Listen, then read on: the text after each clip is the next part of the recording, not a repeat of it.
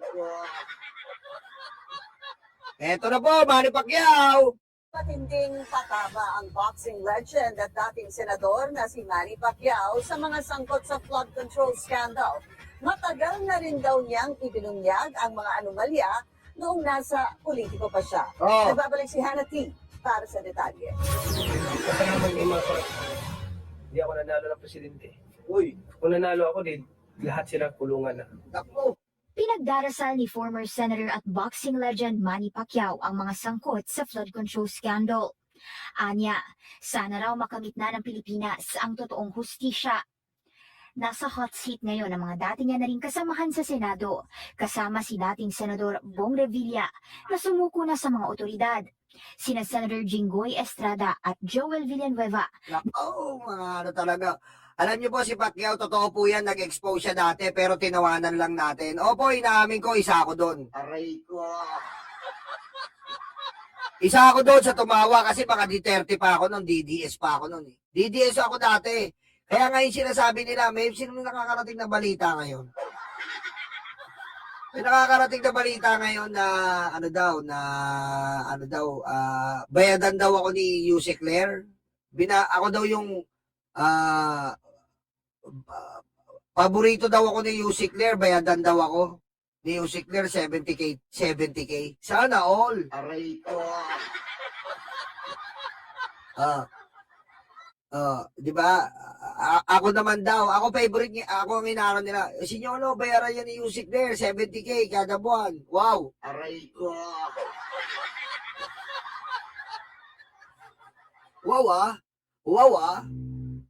In-interview ko lang, nainggit naman kayo. Anak ka ng po. Paano pag na-interview ko dito sa BBM, sabihin nyo, si Yolo, bayaran yan ni BBM, 500K. Aray ko. Tanga! Na pinaparatangang tumanggap umano ng kickback sa mga proyekto. Bilang dating chairperson ng Senate Committee on Public Works, nung siya pa ay mambabatas, matagal na raw niyang inilahad ang malaking problema sa infra projects, gaya ng sa flood control, rock netting at iba pa. Pero tila hindi raw maganda ang reaksyon ng publiko rito noon.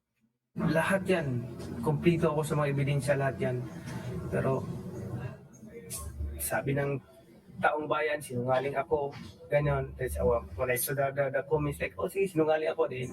Kita mo? Siya po yung nagbulgar ng rock netting ni Pulong. Binas pa siya. Binulgar niya yung rock netting. Sinuway niya si Digong. Sinabi niyang kurakot si Digong.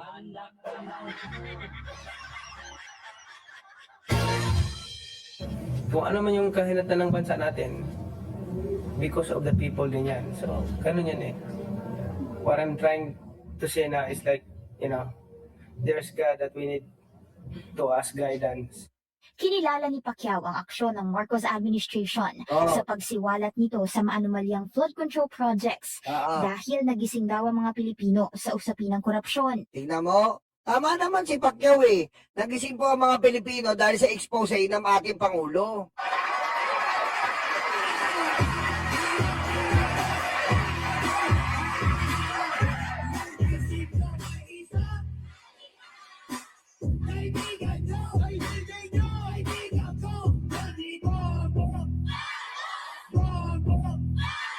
Oy, salamat pare Eduardo. Paambon naman ang bayad sa ni Yusek. Kaya nga pare Eduardo eh. Kung may bayad lang sa akin si Yusek eh. Yusek, may utang ka pa sa akin ha. Ilang buwan na tayo magkasama? 70 times 5 buwan. 350K na utang mo sa akin, Yusek Claire. Sweet sense. Yusek Claire, 350K na ang utang mo sa akin. Sabi, bayadan mo daw ako. Anak ka ng po. Ang dami mo na palang utang. Grabe, wala namang ibang makontent. Sawa na ba kayong content sa betlog ng tatay niyong karton? Aray ko. Mga tanga. Nakafocus ngayon ang boxing legend sa kanyang business ventures, kabilang ang bagong e-wallet at payment gateway na MoneyPay. Uy, bago. Kalaban, Gcash. MoneyPay. Ayok, no? MoneyPay. Ayop. May kalaban na GCash. May kalaban na Paymaya. MoneyPay. Ayop. I-MoneyPay mo nga ako. Oh, sige. MoneyPay, no? MoneyPay. I-MoneyPay mo nga ako. Magkano ba? 1,000. Saan ko ito mapadala? MoneyPay. Oh, yeah. MoneyPay. Galing ah. MoneyPay. Ayos, no? May dating, no? MoneyPay. Galing ah. Magaling ah, Money ah. Ngayong araw, formal nang binuksan ng MoneyPay ang kanilang opisina sa Makati, kung saan araw-araw daw tututukan ng dating senador ang operasyon nito. Kasi itong business na to, day to day, kailangan nakamonitor ka, updated ka, day to day transaction, at para kung anything na may problema, ma-action mo agad. Inilunsad ang MoneyPay nitong nakaraang taon na layong makapag-provide ng low-fee transactions. Aabot lang daw hanggang 5 piso per transaction. Ito yan, Jovi. Pati yung yung Dolomite Beach. Oo, pinintasan nga ni Manny Pacquiao yung binansi. Ako na binas ko siya nun. Manny, ano ka ba? Tatay digong namin yan eh. Aray ko. Ganun pa tayo dati eh. Tatay digong natin yan eh. Putik, puro pala budo lang ayaw.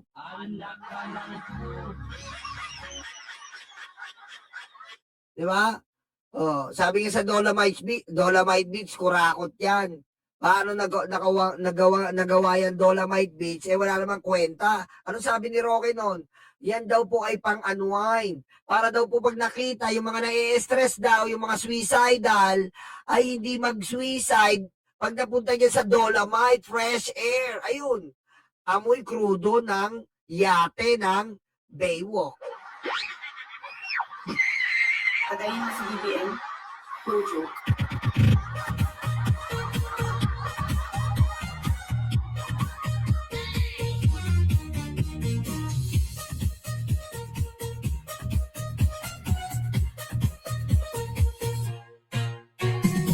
Di ba? Pinakatanga talaga yung Dolomite, sa totoo lang po. Pinakatakang proyekto ng pinakademonyong presidente. Aray ko. Totoo yan, Mira Sandoval. Paano ba naman? Pupunta ka doon, nakapalibot sa iyo yung mga yate na puro amoy gasolina, amoy krudo. Oh, tapos pag may ulan, yung basura ng Cavite, ina-absorb ng Dolomite, nawawala yung Dolomite. Yan ang pinakabobong proyekto ng pinakademonyong presidente. Ba't ka gagawa ng Dolomite?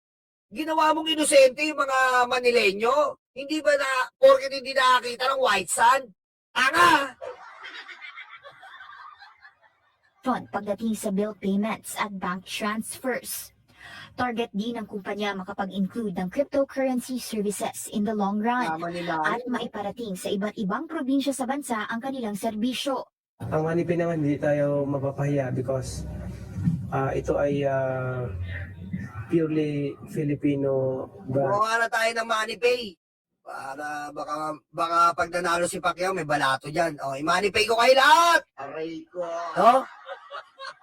O, lahat ng naka-MoneyPay, tigi 1,000 kayo. Na masabi natin Pilipino na business. Hindi pa raw nakikita ni Pacquiao ang pagbabalik sa politika dahil masaya raw ang buhay niya kasama ang pamilya. Pero mapapolitics man, inside the ring o private individual, patuloy naman daw ang pagbibigay niya ng serbisyo sa publiko. Para sa agenda, Ayan na. Ayan po si Manny Pacquiao. Na sinabi niya po, matagal niya nang in-expose yung flood control. Dahil si Manny Pacquiao po ay dating nasa committee po ng Public Works and Highways. Nakita niya po yan. Nasita niya yung rock netting. Nasita niya yung Dolomite. Pero ano pong ginawa? Bukod sa paniwala, imbis na paniwalaan siya, siniraan siya ni Digong. Minaltrato siya ng demonyong si Digong. Ayun po ang ginawa sa kanya. O ngayon, anong sabi niya? Totoo yan, mga rock netting na yan. O, magnanakaw ka, pulong. Oh, magnanakaw. Oh, ngayon po may lumalabas. Matagal na natin ni-react to, di ba? Di ba? Testigo kayo. Dito natin kinumpute kung magkano yung binabayad sa abogado ni Digong. Kinumpute natin yan. Ngayon lang na-realize ng social media. Ang tagal na natin ni-react yan. Ilang buwan na. Aray ko. Advance tayo dito eh. Ano po yung nasa mga Facebook ngayon nagtitrending? Paano daw nakakabayad mga Duterte dito sa kay Kapman? Ang tagal na natin ni-react yan. 6 months ago na. 6 months ago na. Yun nga yung malaking question sinasabi namin dito. Ngayon nakaka 1.2. 1.2. Ha?